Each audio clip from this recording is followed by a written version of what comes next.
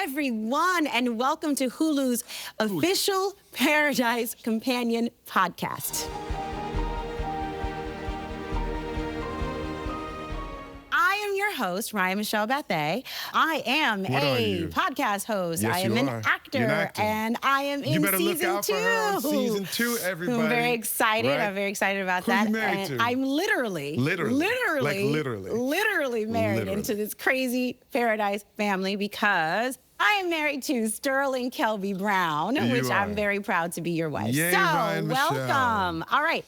We are going to take a look back at season 1's wild ride because there's a lot that happened in season 1 that maybe you thought there was a button on or a bow on, but then it comes back. So this episode, we're going to be picking all that apart by diving into season 1 of Paradise, which is now streaming on Disney+.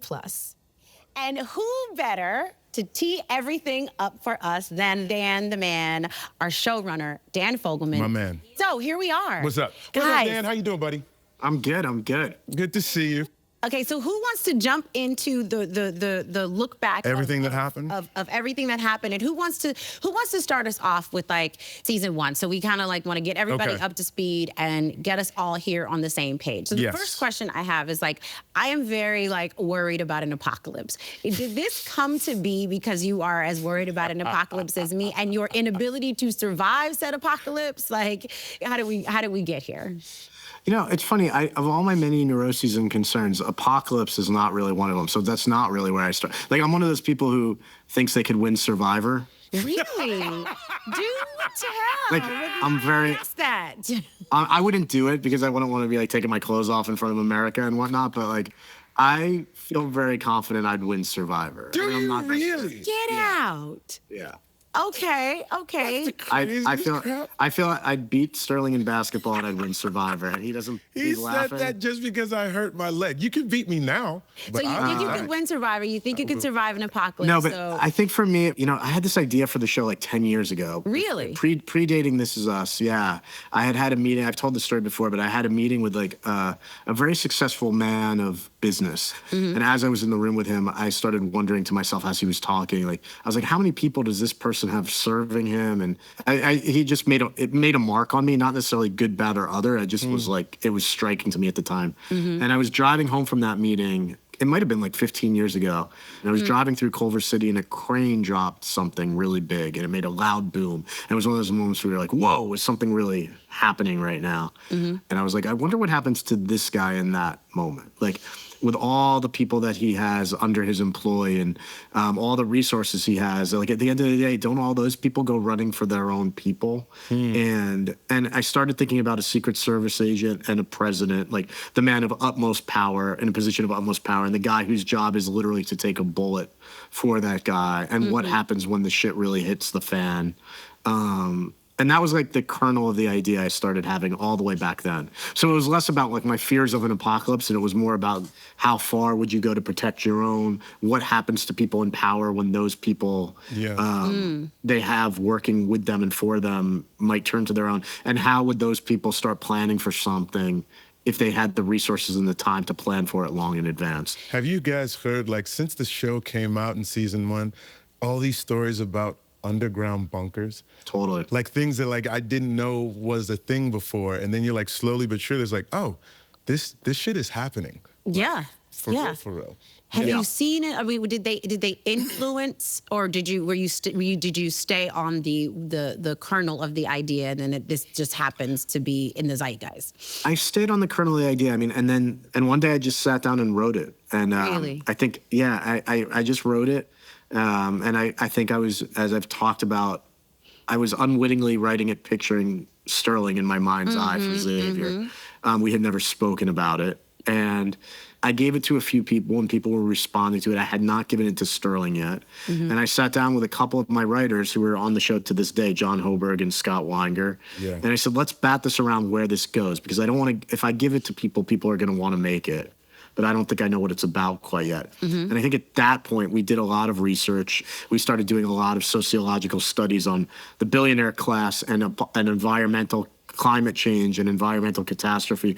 And that's when a lot of what the show became started forming. And that's when I developed my kind of master plan for what the show would be. It was after I'd written the pilot. And then I went back and adjusted the pilot. And then I sent it. Sterling was probably the third person, fourth person to get it. When in the timeline did you give it to him? Like, how long before? It was long before. I mean, I'd sent it to my producing partner and John and Scott to sit down, Jess, and those three people kept saying, what did Sterling think of this? And I was like, I haven't sent it to Sterling. They're like, you wrote it for him, though, clearly. And I was like, no, I really was just writing. And then I think I had to do a little, I was worried that Sterling wasn't going to want to do it, that he was going to want it. As soon as I read it, I think I text or call and just say, like, I'm in.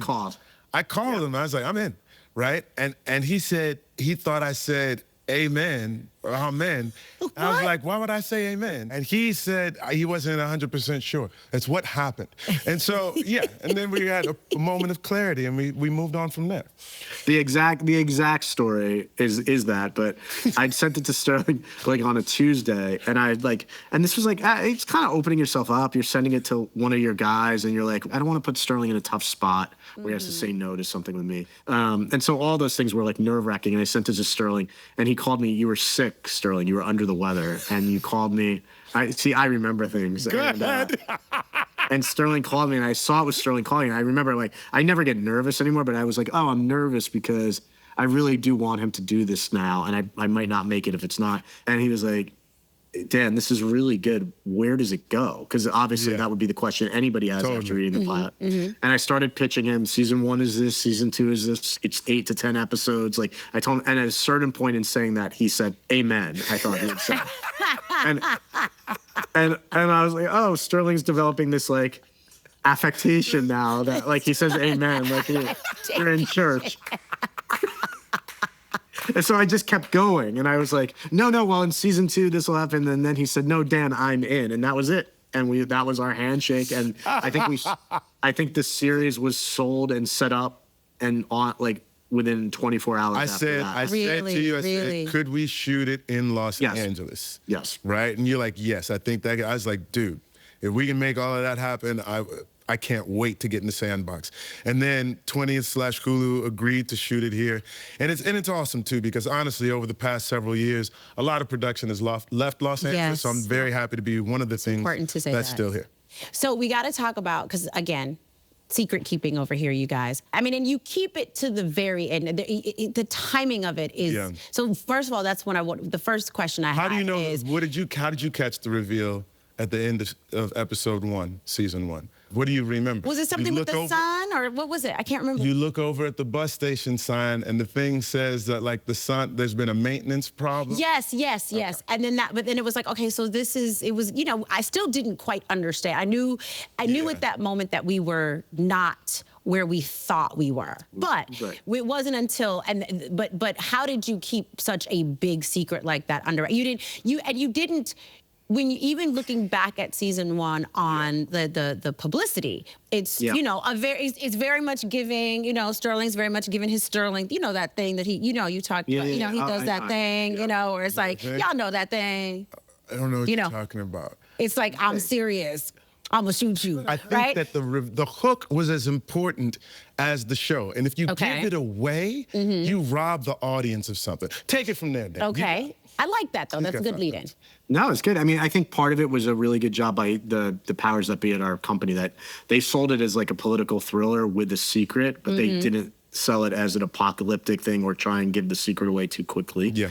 And our cast, Sterling and James and Julianne primarily, were really good at talking about the show without talking about the show. And I think if you, in this day and age, if you're able to say there's something that changes the game at the end of the pilot, there's a secret, there's a twist, and you're able to say it in a way and have the actual twist that's worthy of that titillating kind of preview of it, then it only makes people lean in harder and want to hear about it. I think so that was part of it. And then part of it was, you know, we had conversations, and again, our studio and network really trusted us and me, that they not only kept the secret going up until the first episode aired, but through many months of it coming out, so that people were able to discover it on their own. And that was really exciting.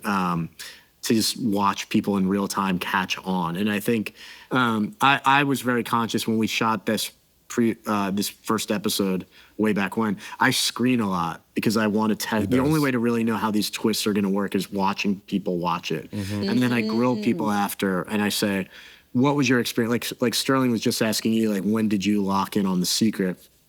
There's like 12 different spots in the final minute and a half of the show where people start going, something's weird. Yeah. And we played with that. We played with how direct we were going to be. We played with, in our final visual effect of the reveal of the cave, right around Christmas time. We were airing in January. And I had to cut it home, and I screened it for my family who was visiting for Thanksgiving. And so after it ended, I was like asking them what they thought. And my brother-in-law, he was like, are they in outer space? Oh, my God. And I was like, Josh, you're an idiot. Like, and I was like, no, they're not in outer space. But then I started hearing that a couple of times when I was screening it to people. Yeah. 1 out of every 10 people would say something about outer space. I was like, where is this coming from? And I realized that there was, like, in our final visual effect that had first been put in the show, there was a little bit of darkness and some red lights. It read a little like where Luke Skywalker and Darth Vader read at the end. And I was like, oh no, I have to take this out. And so I actually wound up keeping our visual effects team all through the holidays, getting paid like triple time, and I felt terrible. But we actually changed the final visual effect to see more of the underground rock, because at the last minute, my screenings were going left a little bit for 1 out of every 10 people. So you have a job to do for the rest of the world. We are anxiously awaiting your words. And I know that you are in the midst of writing and doing all the important things that an important Dan the Man does. So we are very, very thankful that you took this time. I know we're going to be able to see you at some other point in the midst of all of this, and we're very, very excited. Yes. And we won't take up any more of your time. So you the man, bro. Go finish writing. It is my pleasure, guys. Can I just give a note since it's Please. Yeah, absolutely. Less of me, more of these two is my note. It's way more of this one over here. I'm just here to help out. All right, dude, you're free. Bye, guys. Thank you very much, thank you, buddy. guys. Y'all Thanks, take it easy. guys. Thank Later, you, man. guys. Bye, guys. Bye. Bye, guys. Okay, so we are going to take a podcast pause. Okay. All right, if we just go back. Let's start at the top and review everything that happened. President Cal Bradford, played by James Marsden, is dead. And Secret Service agent Xavier Collins is a suspect, but we know that he didn't do it. But President Bradford is gone. Xavier is the #1 suspect and also the #1 lead person trying to figure it out, while raising his 2 kids, Presley and James, all by himself. Okay. So then we figure out that this isn't actually a murder mystery. It's the end of the world. So now we realize that we are actually in a bunker under a mountain in Colorado, and it's called Paradise. Okay, so then we meet Sinatra. She's like the richest woman in the world. She's one of the smartest women in the world, and she's the mastermind behind this whole bunker situation. And we find out that her son has also passed away when he was very, very young. So then things get really crazy with Sinatra, because we start to sort of peel back the layers to who she is a little bit, and we start to realize that she's like this onion. That's when she enlists Xavier's best friend, Secret Service agent Billy Pace, to go kill some people who decided to go and see what's out there. Because she realizes that if anyone inside the bunker knows that there's even a slim chance that anyone that they loved or lost could be alive outside the bunker, all hell's gonna break loose. And this is, I think, when we realize that Sinatra is the one who's not just the architect of this whole thing, but the boss of this whole thing. She also orders Billy's crazy girlfriend, Jane, to kill him to keep him quiet for what he did, because he knows where all of her bodies are buried. And she does it quite gleefully, which is a little crazy and terrifying. Jane is terrifying. Okay, so Xavier teams up with another Secret Service agent, Robinson. They need each other to figure out what's going on with Sinatra and to take her down ultimately and see if that's even possible. And that's when we get, they're lying to you. Okay, that's when things start to cook. And through an incredibly thrilling and terrifying flashback episode, that incredible episode 7, we get the story of how these 25,000 souls ended up living in this bunker. Basically, a giant volcano triggered worldwide tsunamis, and all the big nuclear powers totally freaked out and started getting ready to nuke each other. President Cal In spite of everyone telling him not to, he stepped up and he told the American people, like, what's really going on. And then everything just kind of goes, it goes tits up, guys. Okay, so then Xavier feels like Cal betrayed him because Terry got stranded in Atlanta, huge city, almost certain death. And he thinks Cal could have done more. But back in our current timeline, Sinatra gives Xavier actual proof that Xavier Collins' wife, obviously not me, we're talking about Terry Rogers Collins, is alive outside the bunker. So of course, that isn't the end because Mr. Dan Fogelman has to propel us forward into season 2. So Agent Xavier Collins decides he's going to leave his children with Agent Robinson, and he leaves the bunker to find his wife. So he finds this little prop plane, no clue what's out there, just kind of like a little bit of a glimmer of hope. And he looks at the camera and he says, I'm coming, baby. welcome back, everybody, to this very special episode of the Paradise Podcast, where we are going to look back at season 1 as we get ready for the big season 2 premiere. And I am beyond excited to introduce the OG president of Paradise to the set with us. And of course, I am talking about the one and only James Marsden, everyone. James Marsden. That will never get old. You all can call him James Marsden. You all know him as President Cal Bradford. May he rest in peace, gone but not forgotten, and definitely not forgotten from our hearts. And he's in season 1, he's in season 2, thank God, because you were incredible. We're just gonna move on from there. Let's start with my least favorite part of the entire show, which is your murder. Okay, that's fair. All right. Because we know you die, but we don't know how. But then it like unspools in episode 7. I don't even think we needed to. I didn't need to see it. It was too much for me to see. So let's talk about that. What is it like as an actor to say yes to something where you know you die? Like, I die in page 1, so I guess I'll take the job. Well, I'm noticing a sort of worrying trend with some of the roles I've been taking. I die quite a bit. You do? I do. Dead like me? Like, yeah. Then I'm also brought back quite a bit. And Dead to Me, Westworld, They talk can't- and die all the time. They can't waste this big dog. Yeah, they like to kill it. They like to kill it, and then they just bring him back and kill him again. Kill it. So you kind of do that. We do that a little bit with timeline jumps in Paradise. Yes. Passed out on, not really passed out. No, dead. Bleeding out There you on go. the floor in episode 1. Yeah, I mean, I knew that the whole show was going to be timeline jumps and told from jumping back in time. So I was more interested in see what the story was and how he ended up, on the floor, bleeding out. And if it was compelling, which it was like, yeah, I'm all in. So, and it was probably the most colorful character arc that I've ever gotten to play, starting dead. Or maybe the only character arc I've gotten to play starting dead. Yeah. So it was great. You're great, James. Man, you're great. No. Hold on. I'll wax for a second, and then I'll let Ryan ask questions, and you can respond to them. But there is the balance of humor, of pathos.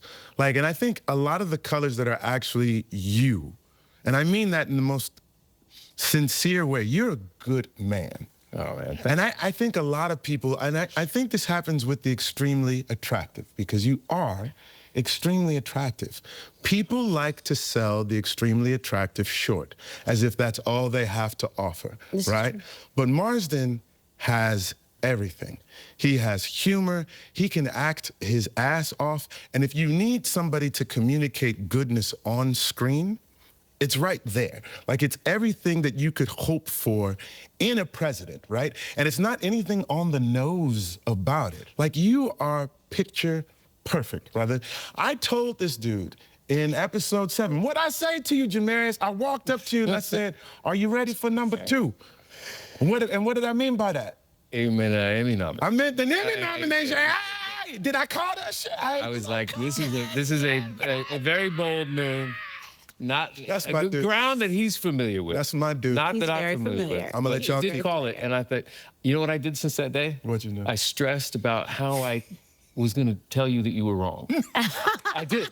I swear to God. I was like, wow, how's he going to handle this? I don't want him to be embarrassed. I'm like, hey, man, don't worry about it. You know, you're not right all the time. I'm going to tell you, you're right. When he was giving his president, episode 7, 107, when we find out how the world sort of ends, and he was giving his speech to the people, and he does 2 speeches. The first one is sort of by rote, like he's looking into the teleprompter, and he's saying his words, right? When the dust clears from this tragic day, we will go forward as Americans, as a beacon of strength in a sometimes dark world.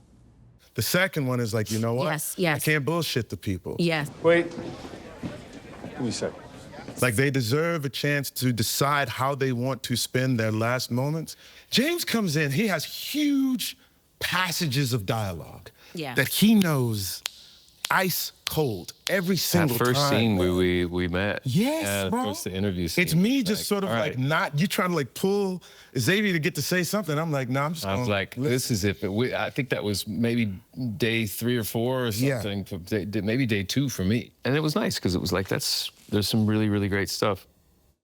I hear you're the best of the best. And it doesn't hurt that you're black.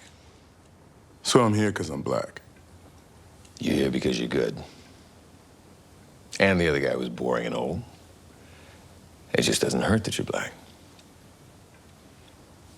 Does my directness bother you? No, sir. In episode 7, not only do you save the day, but you set up the whole fact that the world keeps on spinning, right? Yeah. But you give just enough people just enough time. Yeah. For there to even be survivors, right? In that one moment, when you decide, I've given the speech, and now I'm just gonna be me and tell people what I would want to hear. I know you're aware of the situation we now face, and I want to tell you the truth. And then the second one was when you have that moment with the EMP thing, right? And you have the ability to say, none of us are gonna. I'm gonna make sure that whatever happens, it's not gonna be nuclear holocaust. Right. Some colonel had an idea to create a switch that would fry every electronic circuit on Earth. It's a switch that would shut off the world. But that was better than the alternative, because it would give people a chance. He's in a damned if you do, damned if you don't situation, of course. And Sinatra has good points. Sure. She really does. I think we'll lose communication from the bunker. We won't know what's going on in the outside world, etc. Right. Yeah. It's, but this gives people a chance. It does give gave people a chance. Yeah. And, but like you play that scenario out. I mean, that could be more suffering. It could be, there will be more deaths, and but I do feel like he was searching inside himself and going, what is the right thing to do here? And and we need to have hope. And if we don't have hope, then what have we?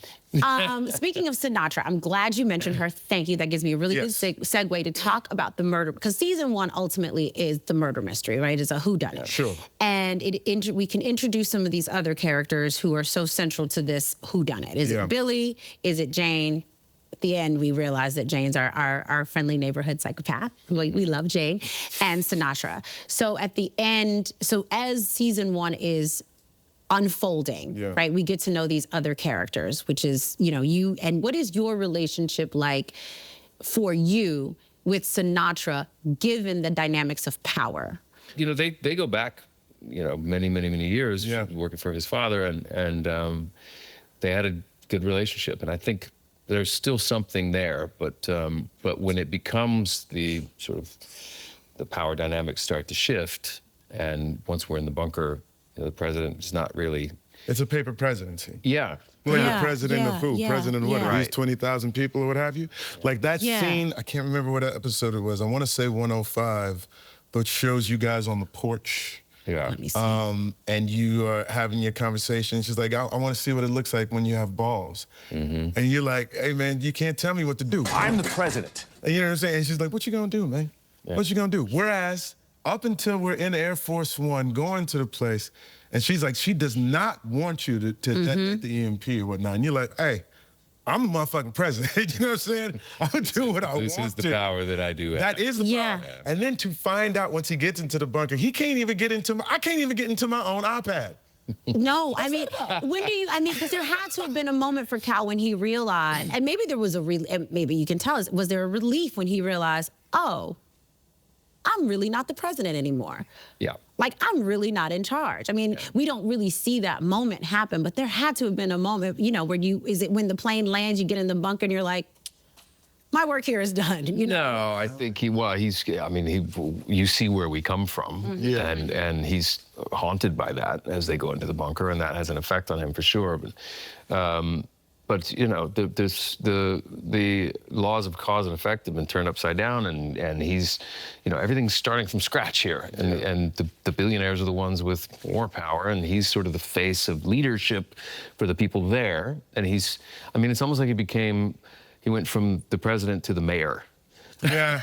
You know? Yes. You know what I mean? Yes, you do. And I think that he has a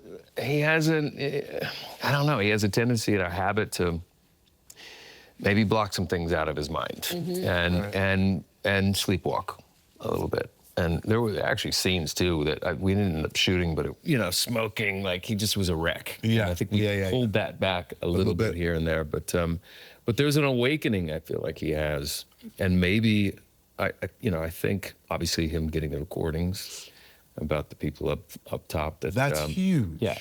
Massive. There is a not a coup, but like an unsanctioned, killing, because you send the scientist out into the world because people deserve to know. Yeah. Right? And then ultimately at the end of the day, those scientists are murdered. They need to know. By Sinatra. And you're like, I know what you did. Like, I think at that point, you're like, oh, the power has really, I don't have it. Yeah. I thought I did. Because it also plays out in what you do. Again, to recap, all of the clues that you lay behind, right, for your son, and for him. Yeah, for him. But really, I mean, I feel like it's almost like a parting gift to your son, which is like, I'm not who you think I am, and I don't have time to tell you who I really am, right? Because time has run out for me. You know? I remember having a real interesting conversation with Dan about whether or not he knew he was going down. Right. Meaning, like, because the last thing I wanted it to be is feel like he was some martyr. Right. I'm doing all these things, and I'm going to break your hearts after you leave, and I'm going to let you get the jet, but I think we came to the point of like, no, I think that he realizes the threat level is through the roof. There's a big bounty on his head at this point because he's going in and upsetting everything. You're messing with the status quo. Yes, very much so. But I think that this is where he finally, stands for something. After years of maybe feeling like he wasn't standing for much. Right. So when he got the recordings, he realized what was happening. Hell or high water, I'm going to block her from doing all of this as much to use my power as much as I can to do that. Yeah. And then in addition to that, since I can't have this conversation with my son directly, I'm going to have it through music. I'm going to have it through an audio message. I do think he really wanted to still continue to find him and have that conversation. It was just a planted, if I'm not here, because I think even when I go in and talk to Sarah's character, there's a feeling of, if anything happens, pace. You're thinking that, exactly, and so that there's a very real threat there that he might just not make it. And the funny thing is, the audience at that point knows. Yeah. Right. Right. So they know because they see it in episode 1. But you want to, I'll say this just to add, as now parents of a teenage boy. Like, it's like, I feel like I need to make a few recordings right now because it's hard to get through to these kids. That was also what was so interesting to me, because even if there was no paradise, no bunker, no president, just a man and his son, like that also is very real when they're at a point where they don't want to listen. Yeah. But unfortunately, you really do have to listen because it's the end of the world, But it's so interesting because our kids think we're stupid. Like this thing happens where they go from thinking that you're really, really smart to, or, hopefully they think you're smart at some point to like, no, you don't know anything about anything, Yeah. And what I think is so interesting about that is that no one plays stupid. You don't play stupid. Mm-hmm. But what I love about your character, no. What I realized after watching all of it, you use the stupidity as an armor. It's literally like your way of being like, this is the one thing. Or the disarmament, do you mean? Well, both. Okay, go ahead. Because it's like, it disarms people. You're able to be charming, but I think at the end of the day, the thing that is going to trip everyone up about you is that they're going to underestimate you. Right. Yeah. And you allow them to do it. Right. And I think that is genius. Yeah. Wow. I wish I could claim that was his end game all along, but yeah, I mean, sure, like that's a nice. That's a nice. Jamarius, it's true, and we're going with it. Yeah, okay. No, it's how you make the character so incredibly layered, and I think it's what gives us such an in to the heart of the character, and why we I joke a lot, but we really do fall head over heels in love with this character, and it's because of how you play. Very nice of you to say. I mean that very genuinely, and. I just wanted people to feel like, maybe this is what it would look like if I was president. Sure. You know, he maybe. Do I trust foreign policy with him? Do I trust a nuclear, like you said, a nuclear winter with a? I don't know, but at least hopefully you want to have a drink with him. Yeah. He's not unintelligent. He is a man with a very strong moral compass. Well, Xavier, for what it's worth, you're probably better off not having any more kids. Smart move right now. Definitely a very, very smart move. Not sure I understand, sir. That'll be all, Agent Collins. Yes, sir. You are a delight. Well, thank you. Thank you so much for being here. Yeah, thank you for showing up and doing this with us. I know that this whole podcast of it all is a new thing that we're doing, but I also think it's a really wonderful way for us to get to process such a huge show that we are so emotionally invested in. And it's because of you guys, the chemistry that you have together, like we fall in love with you, but we fall in love with this that happens between you guys as well. So it's very cool. Yeah. So thank you for that, and thank you for your work and your artistry. And I don't think that we're officially all caught up, because I don't think we can ever really get caught up, because so much happens. Yeah. But our look back is hereby complete. I declare it complete. Okay. And thank you to all of you for watching and listening at home or work or car or maybe even in your own bunker. Go ahead, Bert. Yes. Go ahead. So we're going to see you all soon to kick off season 2. Right on. All right. Paradise, the official podcast, is now streaming.